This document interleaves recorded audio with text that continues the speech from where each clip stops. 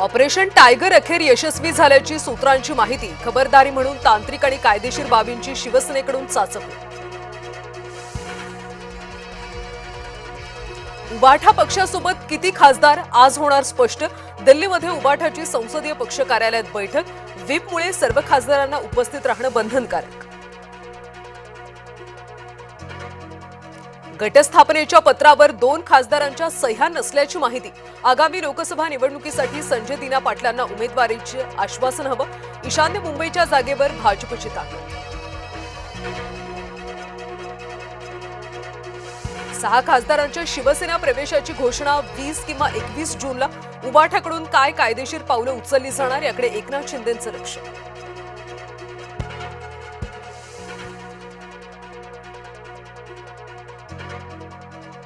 विधान परिषदेच्या 11 जागांसाठी आज मतदान। 17 पैकी 6 जागांवर महायुतीचे उमेदवार आधीच बिनविरोध।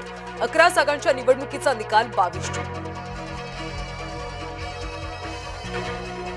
अमरावती शहर काँग्रेसची तटस्थ राहण्याची भूमिका। मनपाचे 17 नगरसेवक मतदान करणार नाही। काँग्रेसकडून व्हिप जारी करत आदेश।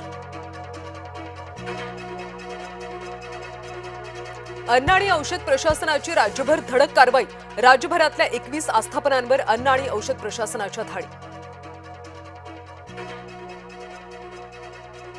नवी मुंबईत व्यावसायिक आस्थापनांच्या पाणीपुरवठ्यामध्ये 20% कपात। कार वॉशिंग सेंटर, तरण तलाव बांधकामांना पिण्याचं पाणी देणं बंद। नियम मोडणाऱ्यांवर फौजदारी गुन्हा दाखल होईल।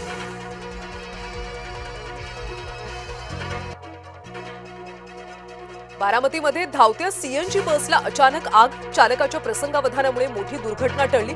बसमधले सर्व प्रवासी तातडीनं उतरल्यानं सुटले। जळगाव शहरातल्या तांबापुरात तुफान दगडफेक। महिला आणि तरुणांमधल्या वादातून 2 गट आमने सामने। जमावाकडून 2 घरांची तोडफोड।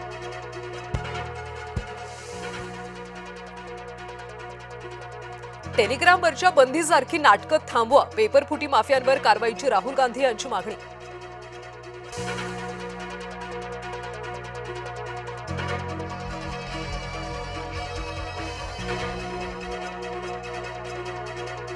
कच्च्या तेलाच्या दरामध्ये घसरण। शांतता करारानंतर कच्च्या तेलाच्या दरात घसरण।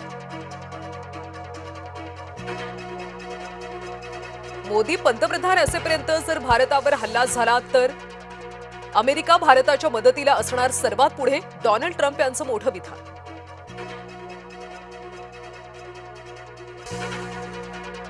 खलाशांच्या संरक्षणाला सर्वोच्च प्राधान्य हवं। पंतप्रधान नरेंद्र मोदींचे अमेरिकी अध्यक्ष डोनाल्ड ट्रम्प यांना आवाहन।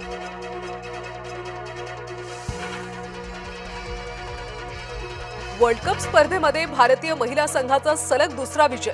दुबळ्या नेदरलँडला 95 धावांनी हरवलं।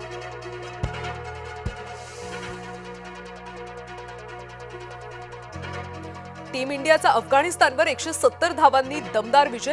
मालिकेमध्ये घेतली 2-0 ची विजयी आघाडी। गिल ईशानची दमदार शतकं।